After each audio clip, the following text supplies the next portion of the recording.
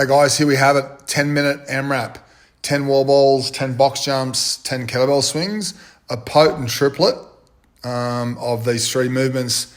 And I want to just walk you through my strategy. I'm going to time the rounds from the time we start to the time we finish each round, which I didn't do while doing the workout, but I want to show you the consistency of the pacing of this workout here. We did 5 rounds, I believe, if not, maybe 6 rounds, I think. 32, just put the timer on there. And as I was walking home after the workout, I discussed my strategy and my thoughts on the actual experience, which will be at the end of this video. But I'm just going to walk you through this setup and us executing the workout. Now, myself and Catherine didn't do any warm-up aerobically for this before we started.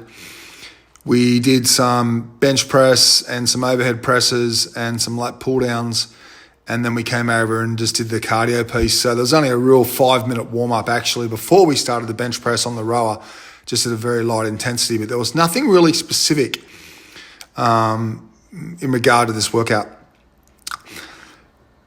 The plan for me, though, was to literally walk out of the gate, just crawl. See, Catherine just finished a little bit before me here.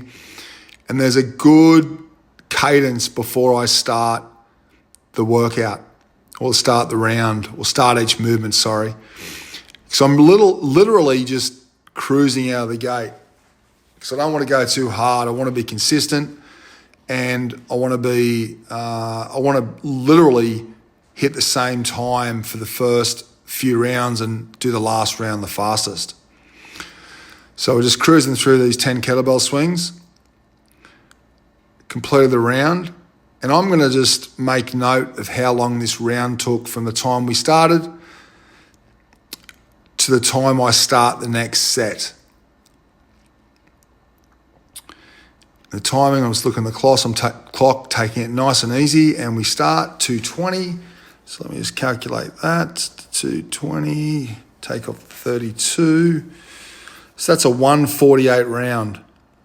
So from the time we started the wall ball set to the time I picked the wall ball up again, that was 1:48. Okay. So I've done the 10 wall balls again. Just taking it, I'm not just rushing straight from when the wall ball drops to starting my next movement. I found that's just not a good way to sustain effort for sure.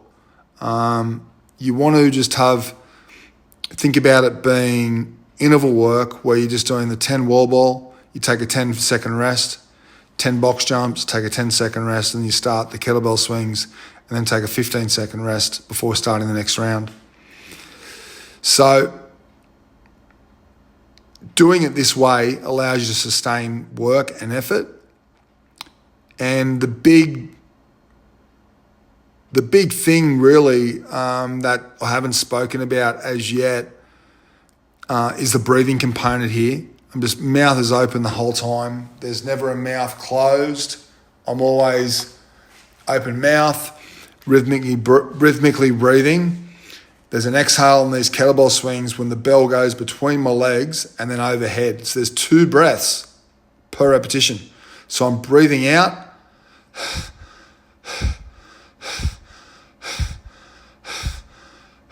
just like that. Put it down and doing the same thing.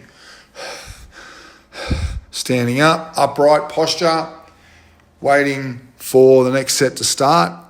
And I'm just going to ask that guy to move away there because he's blocking the clock, and it was very good. Thank you. Or blocking the camera. And I'm just going to make note of when I start here. So that's 4:20. So 2:20 to 4:20 is 2 minutes. Okay, so I've gone 1:48, and then I've gone 2 minutes on the second round. So that was 4:40, did I say? I think it was. Or 4:20. It was 4:20. So that was a 2-minute round, or just over. It was actually 2 minutes. So 1:48, and 2 minutes is my second round. So what I'm looking to do here, and this is where it's going to be interesting to see, was my third round the same as my second round? Now, that first round, I walked out of the gate like snail pace. And then the second round was a 2-minute pace, right? Do you see that? That the first round is fast, even though I'm crawling, I'm walking. Well, actually, I'm crawling. Second round, I'm just cruising as well. You see how that's 12 seconds slower. And that wasn't on purpose. It's just by just settling into the rhythm. Now, this happens a lot where the first round, even though you're crawling and moving very slowly, is still going to be probably your second fastest of the whole workout. Let's see if that comes to play here. So I've completed my round here, 6 minutes, 4:20 was the start time. So we'll see where we are here. 1:48, 2 minutes. 1:48, 2 minutes. And I'm going to pick the ball up when I start my first set and go. Now 6:18. So 6:18 was 1:58. So first round, 1:48. Second round, 2 minutes. Third round, 1:58. So this is starting to get some consistent rhythm here. We're into the workout. We're deep into it. We're about halfway through. And I should be just starting to hit a nice rhythm and pace. And without being absolutely aware of this, what my timing rounds were, I know that I was starting at a pretty consistent pace on the clock, which I was looking at as I finished my kettlebell swings to start each round. I'd even probably have a look at the clock in between. Like now I'm looking up, but I was just resting. I wasn't hyper being aware of the clock in between movements. I was just resting as needed. And that time generally is about a 10 to 15 second window. So we'll see where we're starting here, or where we're finishing this round, just in a nice rhythm. And this pace for me was tough. It was a 25-pound wall ball, 24 inches on the box jump, and a 50-pound kettlebell swing. And it was quite challenging. It was like it was tough and relentless. Wall balls are hard, box jumps are hard, kettlebell swings are hard metabolically. Our pace here start at 8:04. So 8:04 on 6:18, that's a faster round.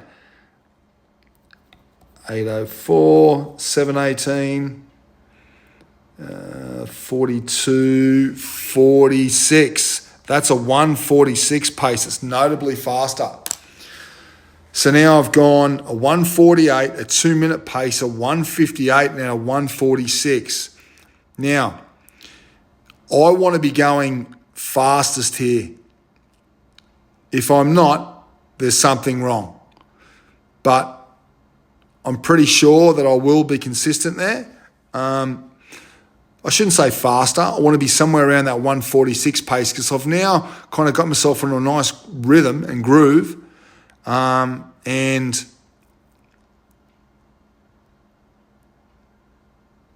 I definitely don't want to be going slower.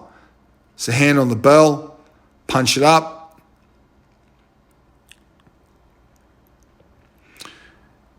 And this is the 5th round now on a 10-minute AMRAP. I know we did 6, so we did do an extra round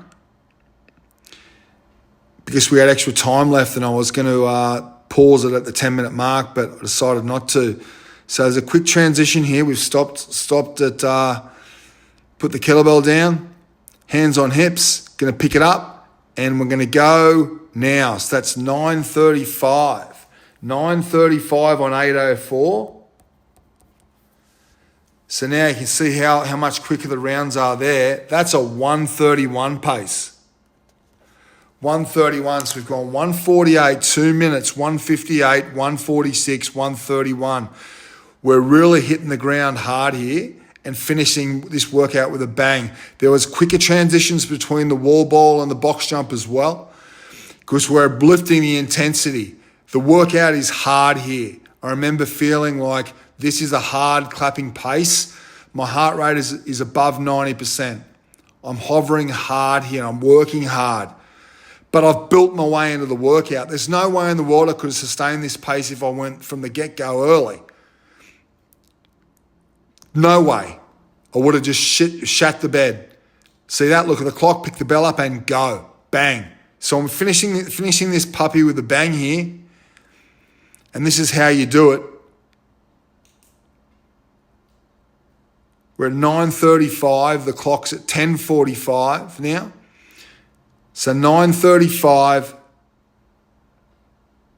And there it is, 10:54. And the workout's complete. So that's a 125 odd. Okay, just finished the workout. Awesome session. And finish it off with the ab circuit. But before that was a 10-minute triplet of 10 wall balls, 10 kettlebell swings, 10 wall balls, 10 box jumps, 10 kettlebell swings. Probably should have looked at my head before I walked out the door. So here's my thoughts on this.